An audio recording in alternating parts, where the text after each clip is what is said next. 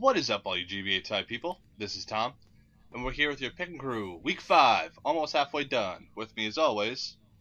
Hey guys, how's it going? It's McCaddy, and we've got quite an interesting week to sort of go over from last week, and also a few interesting things to go over for the future one as well. So we're going to start off with the week 4 pick'ems and the atrocity that you guys can see on your screen right now. Like, oh my goodness.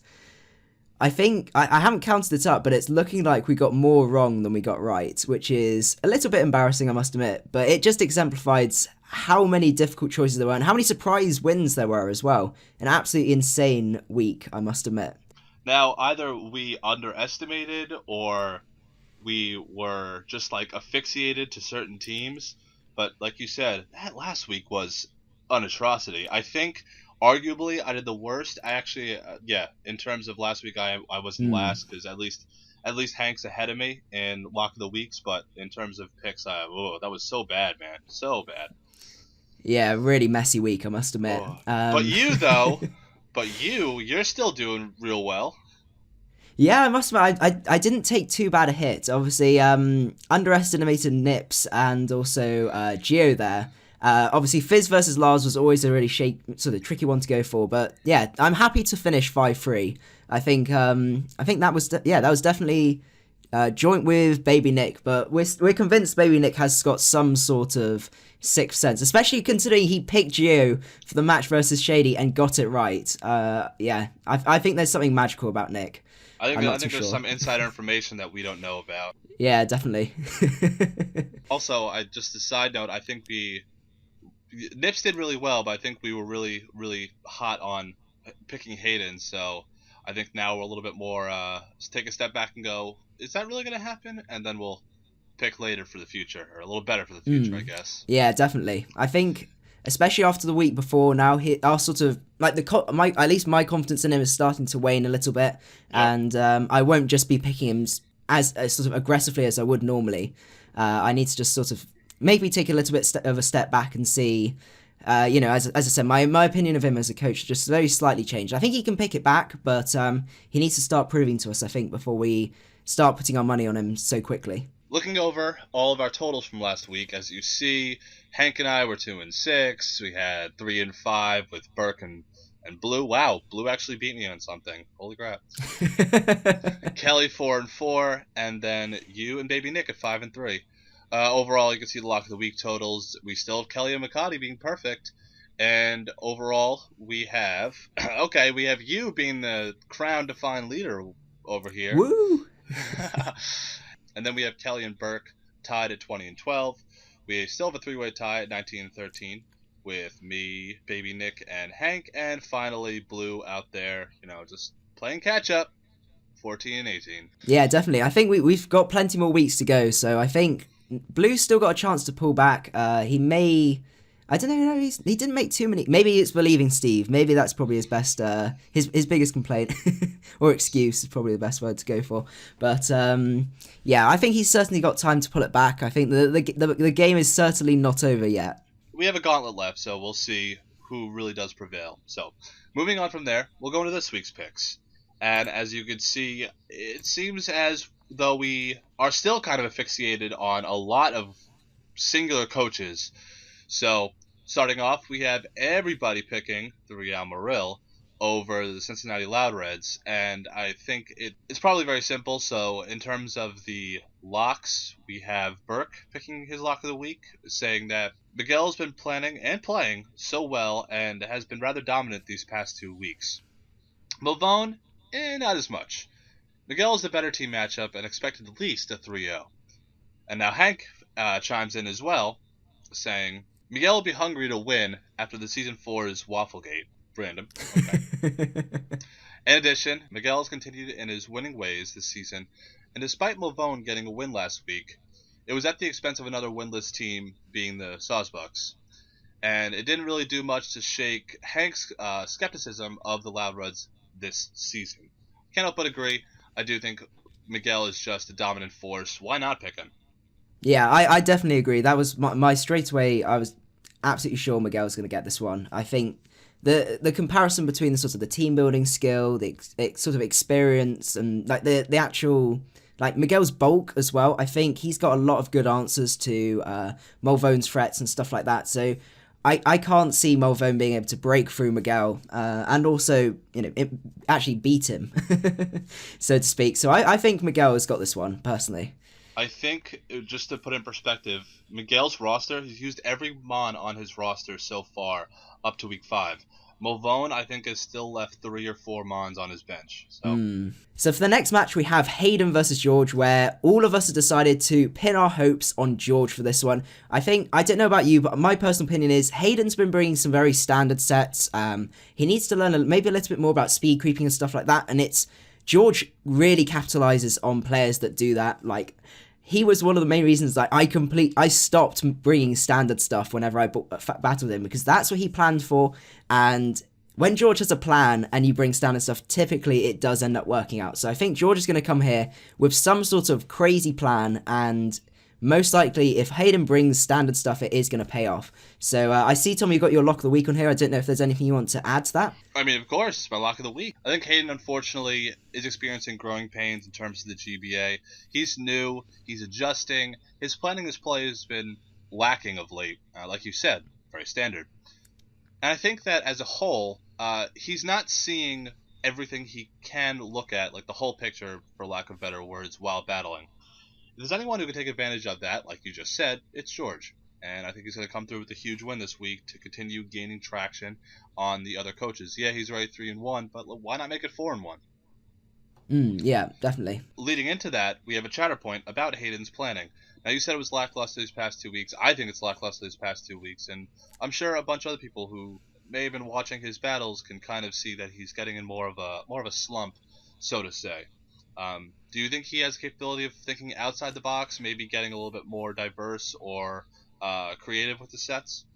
So I've been having a think about this, and I think the good news is actually I think his draft has the potential to do that. He's got a lot of mons that can either go offensive, they can go defensive, they can go physically offensive, especially offensive, and I think in the hands of a creative coach, it is a very, very powerful draft. So all we need is basically for Hayden to start improving on his creativity, and from there he has a huge amount of potential from there. It's not like his draft just is so standard and locked that he's not able to make any sort of very, very wild changes and wacky sets and stuff like that. So I think the potential's there. He just might need a little bit of time just to get used to the whole the whole GBA format, and but I could see him getting there by the end at the very least. Fair enough. That's a good point. And hopefully he does adjust, because, we all want to see him do well. He's new, but it doesn't necessarily mean that he is, a target for any other coach. He's just as competitive as anybody else.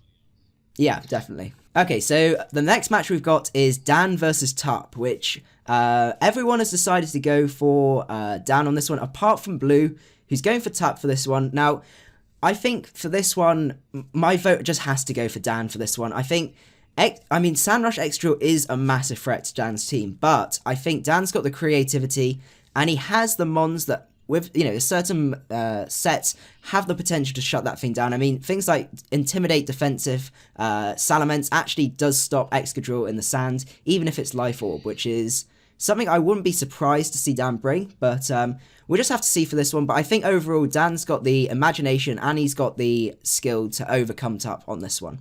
As always, we have Blue picking the black sheep, of course. And Baby Nick made Dan his lock of the week. He said that even though Tup has a great matchup on paper, Dan has the team building ability and the play ability to overcome and gain him the victory. This week he can find success in appropriately utilizing D-Dance Mence and Heracross, so a little different than what you just said. Yeah. So we'll certainly see how that one unfolds. Yeah, I think it's going to be quite interesting. I'm looking forward to seeing Dan's team, I must admit, and see whether he goes for a more offensive or he goes for a more reactive team. Yeah, I think that's certainly going to be a very interesting thing to see. Moving on from there, 2 matches that don't have any Lock of the Week implications. We have the Borussia Donphan and the San Francisco Giants. I decided to kind of break off a little bit.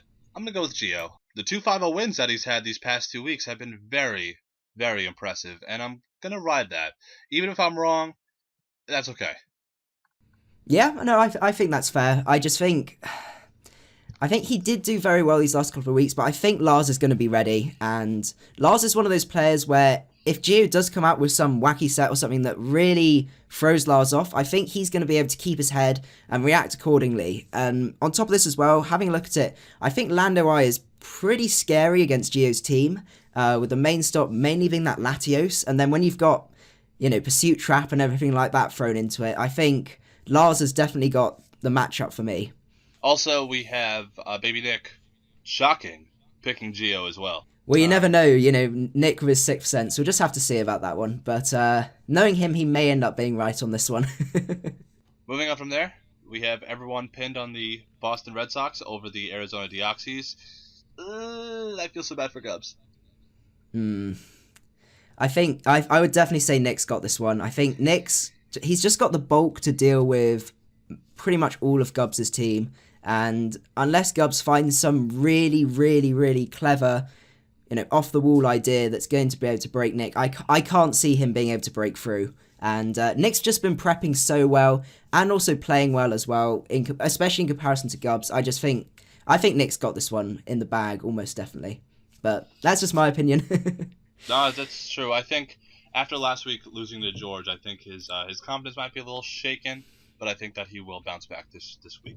So moving on, we've got Steve versus Nips. Now, we still have two people going for Believe in Steve. We even have Kelly with Lock of the Week on Steve, and Kelly says he wants to be ahead of Burke and Tom, and he believes also that Steve has got the wall breakers to actually take down Nips' team and also have decent checks to a lot of his mons as well, especially his offense. Absolutely fair enough.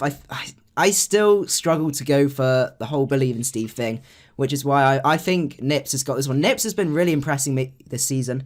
I think he's been bringing some really, really good sets and just bringing out some surprise wins, especially last week. We all underestimated him when it came to playing against Hayden, and he managed to pull out a really spectacular win on that one. And Blue also has his Lock of the Week on Nips for this one. He says neither of these guys should be underestimated, but Nips has shown a lot of improvement in a short amount of time. I think that's absolutely fair enough. He also says that not much of the Swordsbuck side can handle Mega Slowbro terribly well, and that the Reggie Rockies have an upper hand because of this. I think that's definitely fair. We got definitely some conflicting opinions there in terms of matchup between Blue and Kelly, but we'll just have to see about this one. But this may end up bringing Kelly down with the Locks of the Week, which could be a bit of a risky one to go for, I must admit, considering... So Kelly is currently 4-0 with Lock of the Week, so I personally think going for Steve is very, very risky, considering Kelly is currently, it has not been wrong so far, but you never know. Kelly may get it right this time and get that 5-0 on the Lock of the Week, which may end up being very, very valuable in the long run, but we'll just have to see. Very true. I do agree with Nips is just a better battler right now. Playing wise, I think he can see through whatever Steve might bring. From there, we have everyone picking the New Orleans Pelipers over the Detroit Steel Wings. John has been very impressive as of late, and you have him as your Lock of the Week. Let me hear why. So I feel John's been really, really strong this season. I think he had one shaky week where he was up against Fizz, but he's been incredibly strong apart from that. I think Crimson does have some threats like Dragon Dance, Mega Charizard X, but that's always been a massive threat so far, and it's never really managed to pull off anything impressive or get a good sweep going. So it's one of those ones I feel fares better in singles rather than draft format. John, I'm sure will also have a plan to neutralize that. Something like Choice Scarf Virizion or something like that. And on top of this as well, he's been playing Reuniclus really, really well, and Reuniclus has another fantastic matchup this week as well. So I can't really see John losing this one. I cannot be happier that you said that. I've used Megazard X in the GBA before, and it is so hard to use. I wish I could be wrong on that, but it really is very difficult to use and try to adjust in a format where it like you said, it thrives better in singles on the ladder. Finally, we come to the end. We have the Atlanta Hawlucha and the New York Yankees. Now, as we can see, everyone except for Blue, shocking, has picked the Atlanta Hawlucha. But more importantly, we have a talking point on here. Both coaches have been rocked last week on very harsh losses. Fizzy fell to the hands of Lars, and Shady lost that big 5-0 to Geo. The question is, who can rebound sooner? If Fizz loses, he'll continue to fall behind the leaders in his division being 3-2, and Shady even more so being 2-3.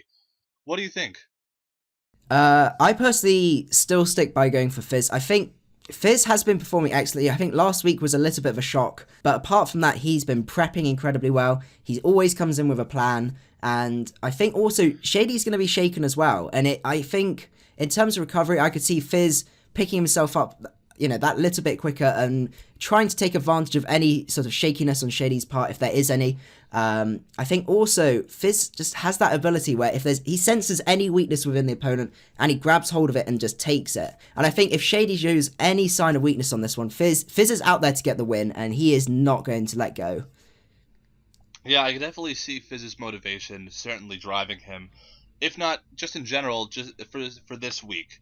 He did know that he lost last week because he could have been the only perfect team if he did overcome Lars. But this should be a good match. I think this is going to be one of those longer matches where both coaches make some really good plays, and hopefully that's what we get to see on Sunday. But yeah, definitely, I think it's going to be a good match. Really, I'm really looking forward to that one, I must admit. So with that being said, that's your pick'ems. As always, leave yours in the comment section down below. Love to see who's right and wrong, and we see that you guys have been keeping track. Continue to do so because I don't know, I just like watching and seeing how well you guys stack up to all of us. So, Will, anything you have to say? Not that I can think of, no. Have a good weekend, guys, and enjoy the next week's battles when they come out. Yep, see you Sunday.